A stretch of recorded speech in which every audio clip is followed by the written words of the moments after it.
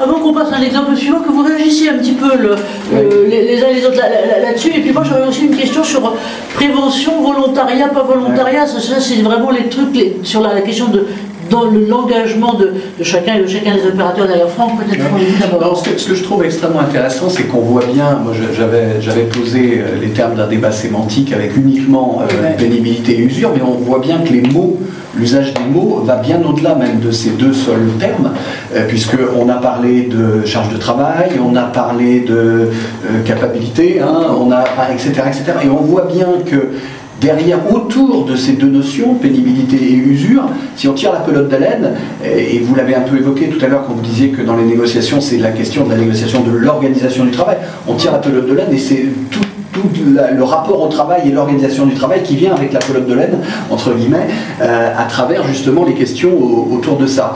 Alors, moi, je voudrais verser à la réflexion quelques pistes, quelques idées qui me paraissent être intéressantes de creuser par rapport à l'ensemble des constats que nous avons pu être amenés à faire.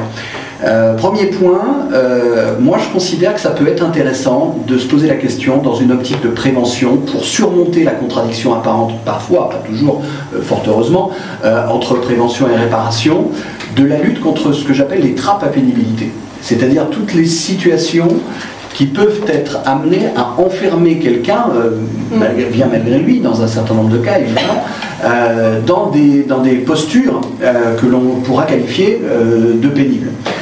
Et donc, c'est d'explorer tous les outils qui pourraient nous permettre, de manière évidemment positive, de sortir des situations de trappe à pénibilité.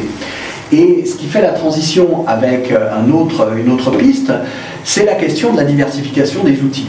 La diversification. Alors, sortir des trappes à pénibilité, pour prendre un exemple concret, c'est peut-être se doter de la capacité de desserrer les taux sur, alors c'est le juriste qui parle, sur les questions de rupture d'égalité de traitement, en permettant peut-être, dans un certain nombre de cas, de maintenir des avantages, bien que la situation pénible n'existe plus, sans qu'on se voit opposer une égalité de traitement par rapport à ceux qui n'ont jamais été confrontés à la situation pénible.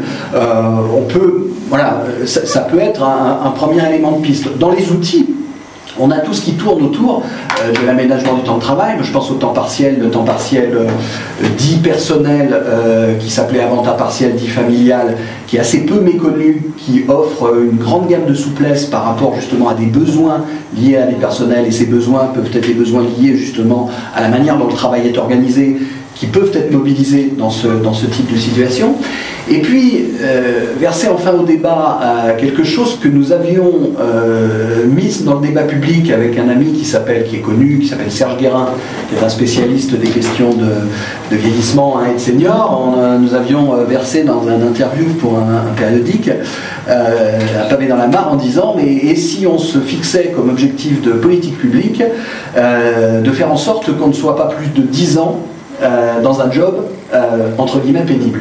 Alors évidemment, il ne s'agit pas d'en faire un coup près parce que c'est très compliqué, mais si on se fixait ça comme objectif stratégique de politique publique, pas coup près, encore une fois, parce que on a tous conscience du fait que le propos n'est pas d'apprécier une situation individuelle, mais en revanche un objectif collectif, global, de politique publique, soit au niveau d'un ensemble vaste, soit même au niveau d'un groupe ou d'une entreprise, de se dire on va faire en sorte qu'on ne soit pas plus de 10 ans sur une... Alors ça veut dire quoi? Ça veut dire les postes en question, ça veut dire mobilité, ça veut dire formation, ça veut dire tout ça.